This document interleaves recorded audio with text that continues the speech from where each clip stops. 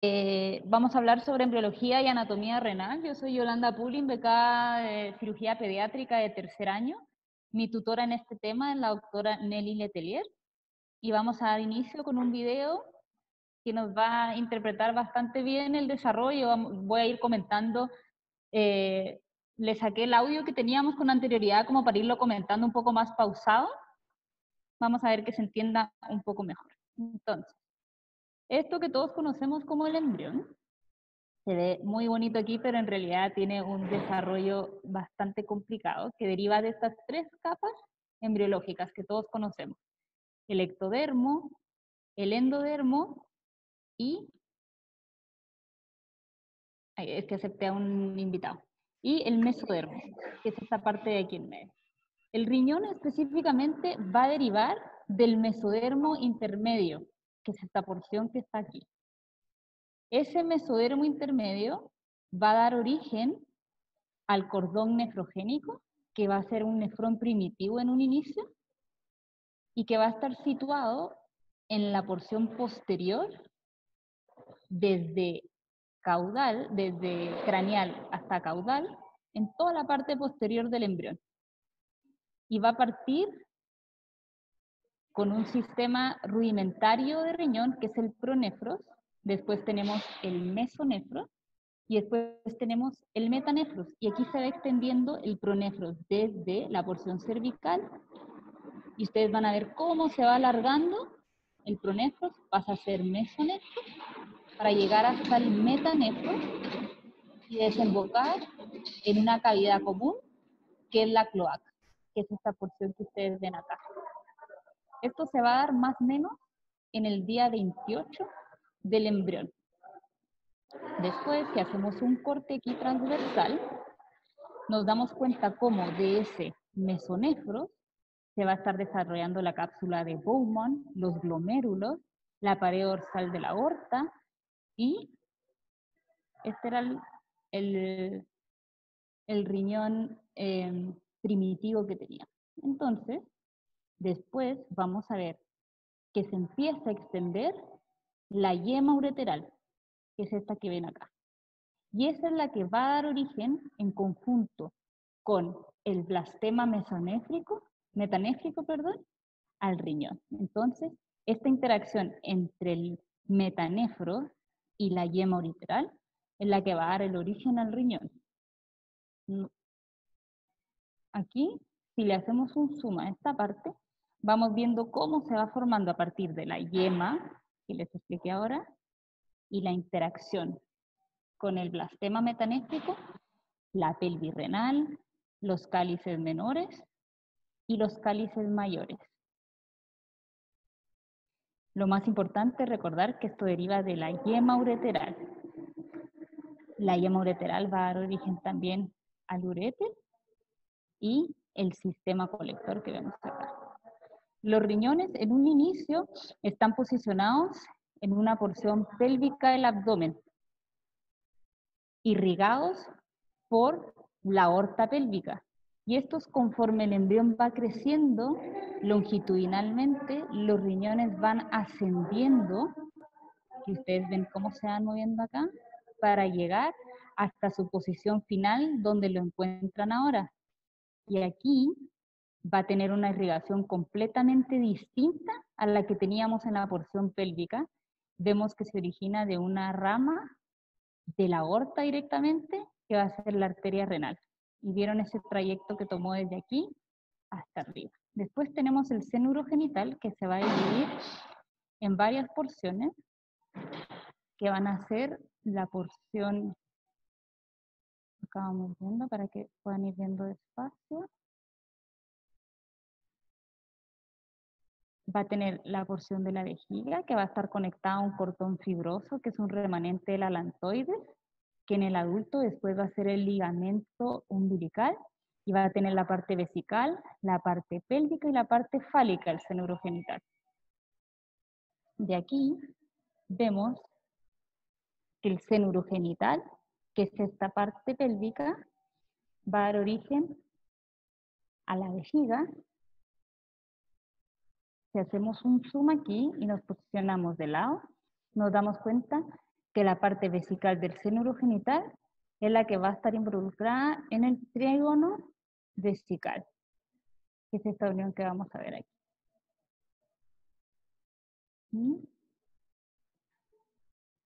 Después, esto que era el conducto mesonéfrico se convierte en el deferente en los hombres.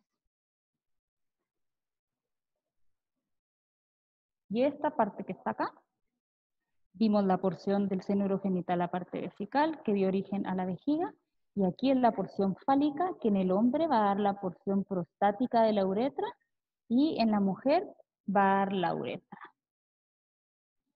Y ahora vemos cómo se va formando la parte de la uretra del seno urogenital. Esto es en mujeres y la anterior era en hombres. Y eso es a grosso modo la embriología renal. Pero lo importante de este seminario es ver también cuáles son las patologías que se asocian a un mal desarrollo de la embriología renal. Primero vamos a ver que podríamos tener una agenesia renal, y como vimos, esto podría ser cuando no se induce la nefrogénesis entre la yema ureteral y el blastema metanéfrico, que fue esa unión que ustedes iban viendo. Después también podemos tener otro origen de la agenesia renal, los riñones multiquísticos, que son riñones que se involucionan por estar multiquísticos, y eso nos podría dar la agenesia renal. Dentro de las alteraciones anatómicas, por el ascenso que vimos que tenía el riñón desde la porción pélvica hasta la porción lumbar que se encuentra ahora, podemos tener un riñón en herradura, que puede ser, si unieron estos blastemas metanéfricos abajo y no se separaron, y al ascender topan con la mesentérica inferior, y eso es lo que nos da el riñón en herradura. Una mala separación de esta porción de aquí que va a topar con la mesentérica inferior. También podemos tener dobles sistemas ureterales, que va a ser por una división temprana de la yema ureteral. ¿Se acuerdan que la yema se va extendiendo? Y si esto se divide muy tempranamente, puede crear dos partes de ureter, creando su propia pelvis y su propio ureter, que esto puede ser en variaciones, puede ser completo o incompleto, como lo ven acá, que llega hasta la vejiga, y otros incompletos como este que está aquí. Después, el segundo uréter, que es importante saberlo, baja junto con este conducto mesonéfrico, y por eso puede llegar a producir un uréter ectópico en vejiga, que puede desembocar en vejiga, en uretra, en vagina y hasta regiones del epidídimo. Por eso los pacientes, como lo vimos en la clase de escroto agudo, que se presentan con orquitis, podrían estar haciendo manifestaciones de un doble sistema, porque va a estar desembocando orina en la región del epidídimo, que les produce estas orquitis a repetición. Y la porción distal también puede terminar en algo que se llama ureterocele dentro de la vejiga. Otra alteración anatómica que les mostré, el uraco, que era esta parte fibrosa que se unía desde la vejiga hasta en la porción umbilical.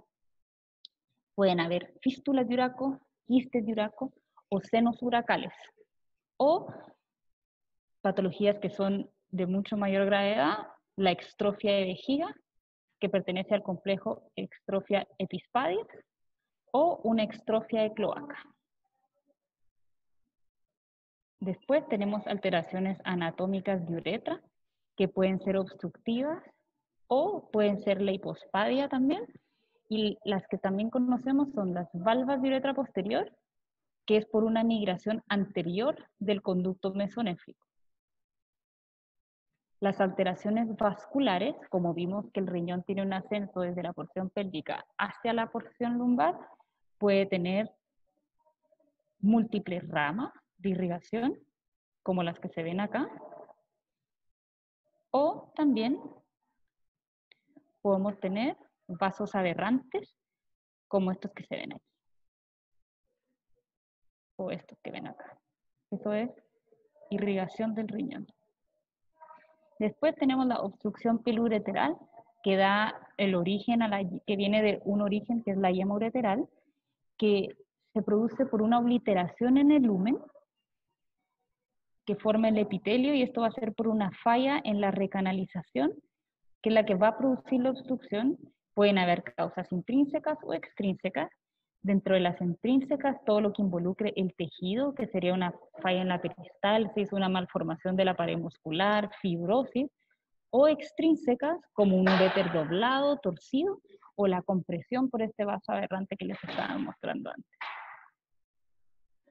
Hay consideraciones clínicas como síndromes que pueden venir asociados a mutaciones en PAX2, WT1 o en cromosomas 11q13, que pueden estar asociadas a nefroblastoma, que es el tumor de Wilms, al síndrome de Wagner, que incluye Wilms, aniridia, el gonadoblastoma, retraso mental, o un Dennis-Drash, que es insuficiencia renal, pseudohemafroditismo y Wilms.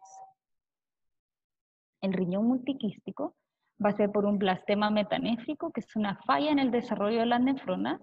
Los túbulos colectores se vuelven quistes y tienen un sobrecrecimiento tubular causando obstrucción de los lúmenes. Esto va a estar asociado a una obstrucción ureteral por falla en la recanalización, y es muy común que sea unilateral izquierdo y en hombres. Aquí tenemos una imagen de un riñón poliquístico.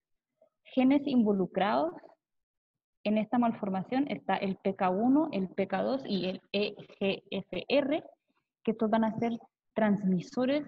Ustedes vieron de la unión de la yema ureteral al blastema metanéfrico, van a haber transmisiones donde está involucrado el EGFR, el WT1, y por eso se asocian a estos transcriptores las malformaciones embriológicas que vemos ahora. La diferencia es que van a ser múltiples quistes de menos de 4 milímetros, con síndromes asociados como el Meckel-Gruber, la trisomía 13, el Beckwith-Widerman y el Perlman.